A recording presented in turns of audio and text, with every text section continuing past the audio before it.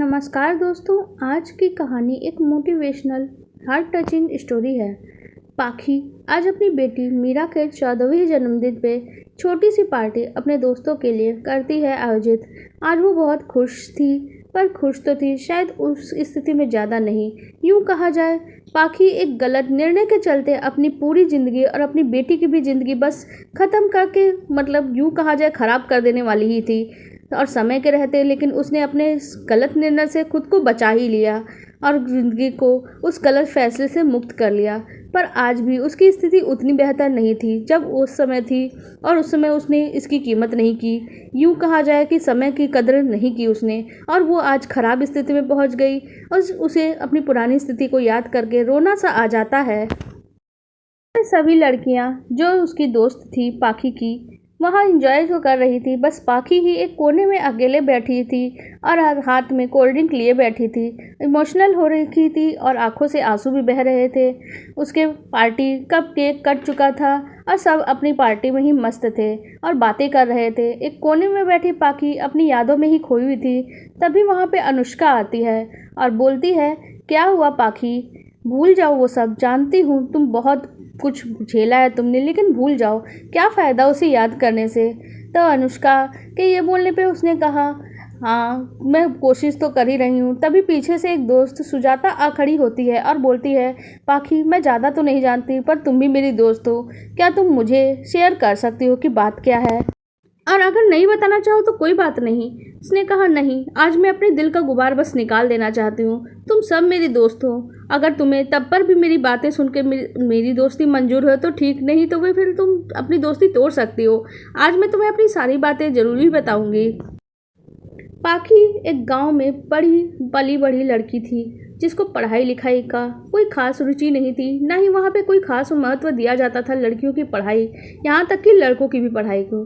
सभी भाई बहनों में सबसे छोटी पाखी, और उसकी शादी की बातें तय की जा रही थी क्योंकि बाकी भाई बहनों की शादी हो चुकी थी और पाखी की उम्र करीब 16 साल के आसपास पहुंच गई थी, जहां पे उस समय शादी होना बहुत ही आसान और सामान्य बात थी। पढ़ाई में भी रुचि तो थी नहीं और लड़की दिखाना की रिवाज चल रहे थे। इसी बीच पाखी की शादी एक लड़के से तय हो जाती है, लेकिन जिससे उसकी शादी तय हुई थी वो उससे लगभग 2 गुना उम्र का था। पाखी के लिए ये पहला झटका था क्योंकि उसकी शादी एक 2 गुना उम्र के व्यक्ति के साथ कर दी गई थी और उसके कल्पना में कोई राजकुमार जैसा वो बिल्कुल भी नहीं दिखाई देता था। उसकी कल्पना में तो एक हैंडसम लंबा चौड़ा युवक, जिसको अक्सर वो अपने सपनों में देखती थी, वैसा होता, लेकिन उसका पति तो बिल्कुल भी वैसा नहीं था। उसकी हाइट कम थी और देखने में भी बहुत खास नहीं था। पाखी को वो लेकर शहर आ गया। पाखी का ख्याल भी रखता था।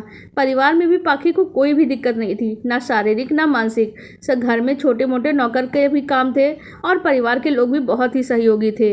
लेकिन पाखी को जो परेशानी थी वो मानसिक थी, क्योंकि उसके दिल में पति के प्रति कोई खास लगाव नहीं था। समय बीतता गया, पाखी बस अपनी जिम्मेदारियां निभा रही थी, जैसे एक पति पत्नी के बीच कोई जिम्मेदारी का रिश्ता हो। इसी बीच पाखी एक बेटी को जन्म देती है जिसका नाम मीरा रखती है। मीरा को सभी बहुत प्यार करते थे, पाखी भी उससे बहुत प्यार करती थी और पाखी का समय मीरा के साथ ही कटने लगा। इसी बीच पाखी की जो ननंद उससे उम्र में करीब 12-15 साल बड़ी थी और रिश्ते में लेकिन छोटी लगती थी, वो उससे मिलने आई।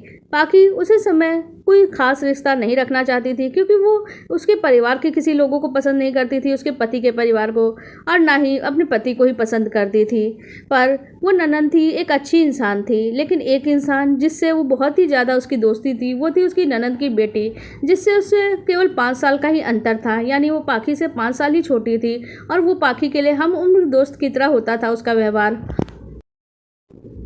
पाखी को अंदाज़ा ही नहीं था इस दोस्ती के चक्कर में कभी वो कोई गलत कदम उठा सकती है। आखिर उम्र करीब 21 साल की होने को थी पाखी, और 21 साल में पाखी को इस दुनिया के ख़राब होने का अंदाज़ा नहीं था।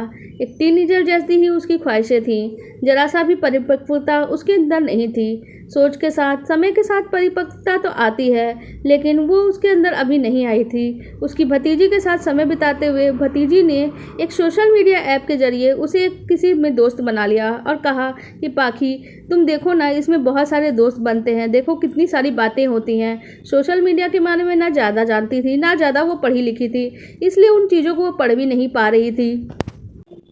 पाखी को लेकिन अपनी क्षेत्रीय भाषा जरूर आती थी। इत्तेफाक से सोशल मीडिया ऐप में उसकी क्षेत्रीय भाषा का ट्रांसलेशन मौजूद था। क्षेत्रीय भाषा में ट्रांसलेशन करने के बाद उसे वो भाषा समझ में आने लगी और थोड़ी बहुत उसने सोशल मीडिया में फ़ोटो और लोगों से दोस्ती उसने शुरू कर दी। उसके भी बहुत सारे गाँव के लोगों से भी उसकी दोस्ती हो गई और उसे क्षेत्रीय भाषा आती थी, इसलिए वो क्षेत्रीय भाषा में ही लोगों से वीडियो कॉल पर बात करना शुरू कर देती है। उसका सोशल मीडिया अकाउंट अभी काफ़ी एक्टिव हो चुका था, लेकिन उसे नहीं पता था वो किस बड़ी मुसीबत में फंसने जा रही है। यहाँ अनजान लोगों से दोस्ती करना, नए लोगों से बातें करना उसे अच्छा तो लगता था, लेकिन उसे लगता था शायद उसके जीवन में जो दुख है, उसके पति का इतना सुंदर ना होना, वो शायद उस दुख को वो सोशल मीडिया के जरिए दूर कर सकती है।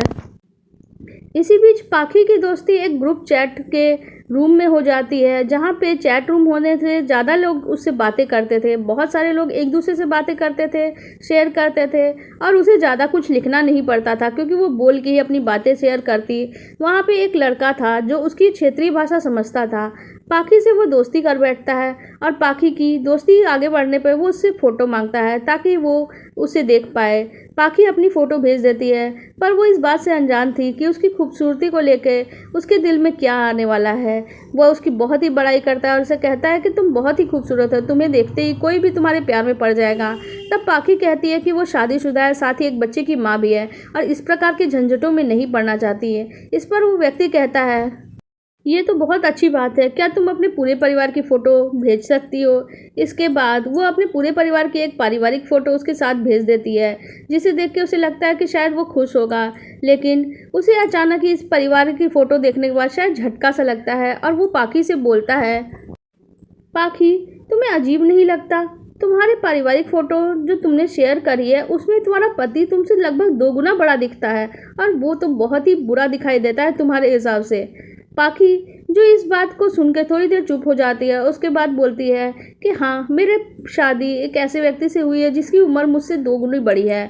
और उसके बाद वो व्यक्ति कहता है, तुम्हें तो एक अच्छा पति मिलना चाहिए था, जिस हिसाब से तुम खूबसूरत हो उस हिसाब से तो तुम्हारा पति बिल्कुल भी नहीं है, तुम उसके साथ खुश कैसे रह पाती हो? तुम्हारे बच्चे का बाप तो तुम्हारा ही बाप लगता है। और ऐसी ही बहुत सारी गलत बातें उसे बोलने लगा। पाखी को जैसे दिल में बात बार ये चुभती थी, इसीलिए वो बात उसे बार बार सही लगने लगी। कहीं ना कहीं उसे भी ये बात सही लग रही थी, इसलिए उसकी बात को उसने कोई जवाब ही नहीं दिया। उसके बाद उसने बातें आगे बढ़ाते हुए कहा, जाने दो, जो किस्मत में लिखा होता है वही मिलता है। शायद यही मेरी किस्मत में था, इसी के साथ मैं जुड़ी हुई थी, तभी तो मैं इसकी पत्नी बनी और ये मेरा पति। अब रिश्ता चाहे जो हो, निभाना तो होता ही है। समाज के लोग वरना क्या कहेंगे? इस पर हुआ पता नहीं क्या उसके मन में आया। उसने कहा, अरे अगर तुम इस रिश्ते से खुश नहीं हो तो इस रिश्ते से आगे क्यों नहीं बढ़ जाती? ऐसा हो सकता है, और अगर तुम इस रिश्ते से खुश नहीं हो तो मैं तुम्हें अपनी पत्नी के रूप में स्वीकार करना चाहता हूँ। मैं तुम्हारी बेटी को भी पिता का ही प्यार दूंगा, तुम उसकी चिंता मत करो। मेरे पास बहुत सारी धन दौलत है, मैं तुम्हें बहुत ही ज़्यादा खुश रखूँगा। इस बात से पाखी इनकार करना चाहती थी, पर पता नहीं क्यों वो इनकार कर ही नहीं पाई। उसे कहा, ठीक है, और ऐसा लगता है तो तुम सच में मुझसे शादी कर लेते हो, कोई मजाक की बात है क्या? उसने कहा, शादी की शुरुआत क्या ऐसी ही हो जाती है क्या? समाज के लोगों से कोई राय नहीं ली जाती है? उसने कहा, ठीक है, तो शादी नहीं कर सकते तो कम से कम तुम मेरा तोहफा तो स्वीकार कर ही सकती हो। उसने कहा, मेरे पास इतने पैसे नहीं है और मैं तुम्हें दोबारा तोहफा नहीं देने वाली। उसने कहा, मैं तोहफा मांग नहीं रहा हूँ, बस तोहफा भेज रहा हूँ, बस उसे स्वीकार कर लेना। उसने कहा, ठीक है। कुछ ही दिनों के बाद उसके पास एक तोहफा आया, जिसे उसने देखा कि कुछ मिठाइयाँ और कुछ कपड़े हैं। उसने मिठाई को थोड़ा सा चख लिया और उसने तोहफे को स्वीकार करके रख लिया, लेकिन पता नहीं क्यों उसके बाद से ही उसके दिल में बहुत सारी भावनाएं उबाल मारना शुरू कर देती हैं। उसके बाद उसके दिल में पता नहीं क्यों उस युवक को लेके एक अजीबोगरीब ख्याल आने लगता है कि शायद इतना हैंडसम और इतना अच्छा लड़का ही मेरा पति होना चाहिए था। उसके पैकेट में जो भी मिठाई थी वो उसे लगातार ही खाती थी और उसे वो बहुत ही ज़्यादा पसंद आ रही थी, और जितने बार भी वो उस मिठाई या फिर उसके दिए हुए गिफ्ट्स का इस्तेमाल करती, उसके दिल में बार बार यही ख्याल आता कि इसके अपने पति से ज़्यादा अच्छा इंसान अगर मिल रहा है तो क्यों ना वो उसी के साथ अपनी ज़िंदगी शुरू कर दे। और आखिरकार उसने अचानक ही एक ऐसा फैसला ले लिया जिसके बारे में शायद किसी ने कोई कल्पना भी नहीं करी थी, और उसने अचानक ही घर छोड़ देने का फैसला लिया और अपनी बेटी को भी वो साथ में नहीं लेकर गई।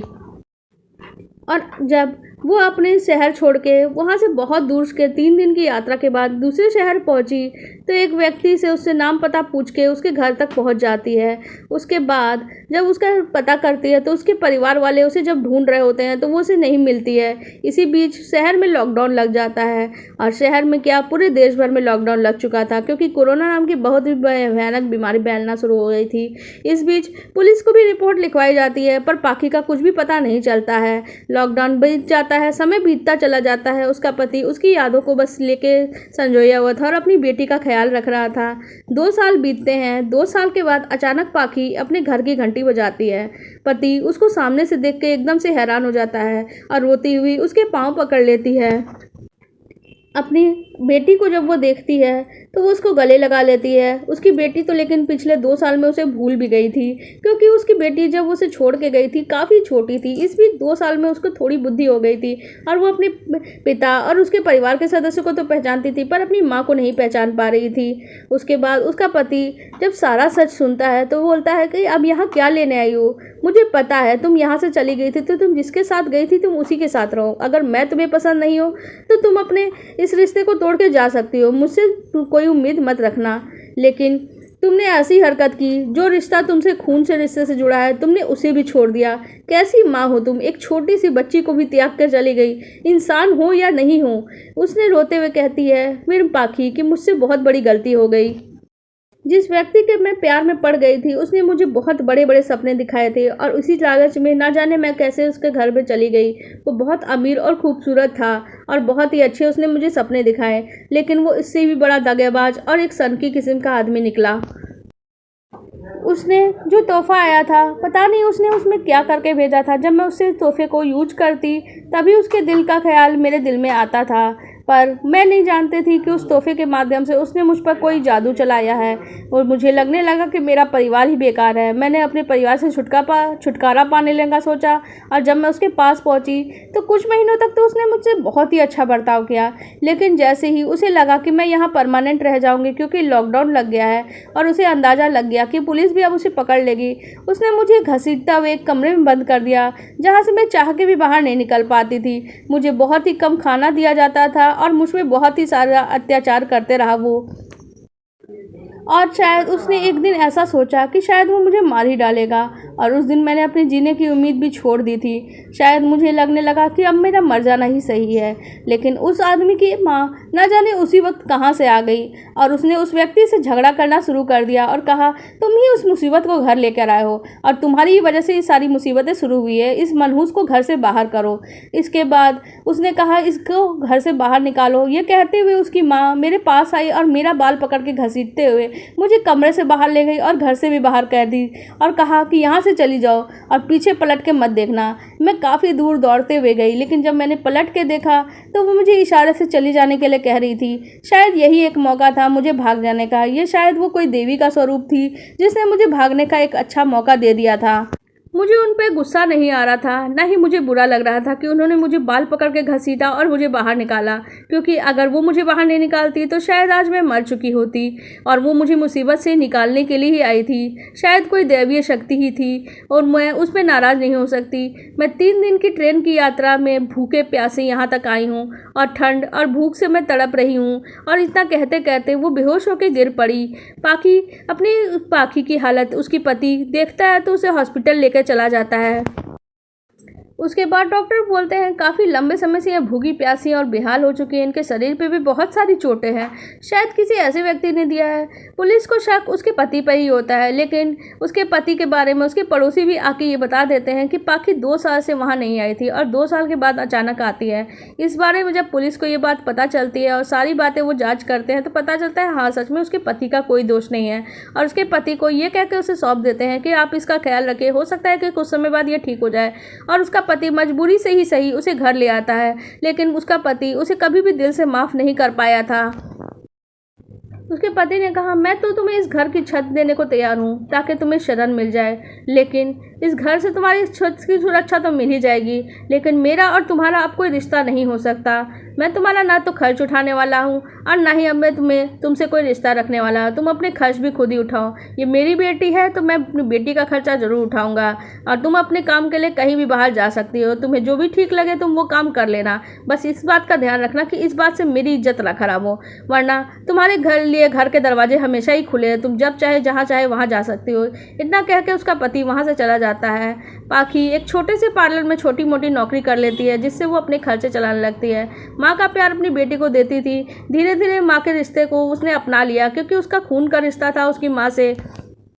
समय बीतता गया। इसी बीच 5 साल भी गुजर गए, लेकिन उसके पति ने अपनी पत्नी यानी पाखी को माफ़ नहीं कर पाया, और सिर्फ इसलिए उसने छोड़ दिया था कि वो उससे उम्र में बड़ा है और कोई हैंडसम नहीं है, और उसने कभी कोई धोखेबाजी भी नहीं की, ना ही कभी कोई अफेयर किया, ना शादी के पहले ना शादी के बाद, और ना ही जब वो उसे छोड़ के चली गई थी। इस 2 सालों में भी उसने किसी और के बारे में नहीं सोचा।